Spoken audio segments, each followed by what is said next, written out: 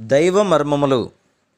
సహోదరుడు భక్తి సింగ్ గారి యొక్క అనుభవంలో దేవుడు ఆయనకు బయలుపరచిన దైవ మర్మములు. ఏప్రిల్ 24. కాగా దేవుడు తన ఐశ్వర్యము చొప్పున క్రీస్తు యేసునందు మహిమలో మీ ప్రతి అవసరమును తీర్చును. ఫిలిప్పి 4:19. నేను సిక్కు మతస్థునిగానున్నప్పుడు దేవుడు చాలా దూరములో ఉన్నాడనుకుంటుని, కానీ దేవుడు చాలా సమీపంలో ఉన్నాడని ఇప్పుడు నేను చెప్పగలను. ఆయన జీవము నాలో నా ద్వారా ప్రవహించుచున్నదని చెప్పగలను.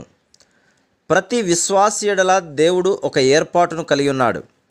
నా నిమిత్తం ఇతరులెవరునూ ఏ ఏర్పాటును చేయజాలరు.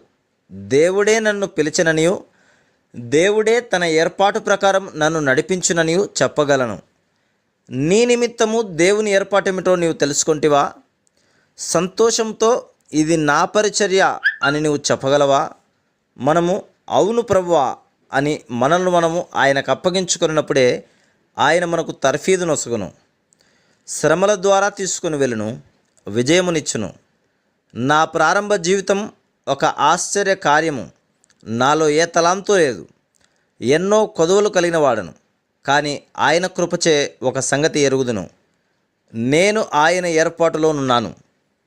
మొదటిగా మనం ఆయనను స్తుతించుట నేర్చుకొనవలను. దేవుడు నీకు వర్తమానం అనుగ్రహించిన ఎడల నీవు ఆయన నోటి బూరగా నుండవలను. ఆయన నీ యొద్ద నుండి కోరు దేనినైనను వెనుదీయక ఇవ్వవలను. ఆయన మనకు సమృద్ధిగా నిచ్చుటకు సమర్థుడు. గత 50 సంవత్సరాల అనుభవంలో దేవుడు ఏదైనా తక్కువ చేసినట్లు నేను ఎరగను. Praise lord.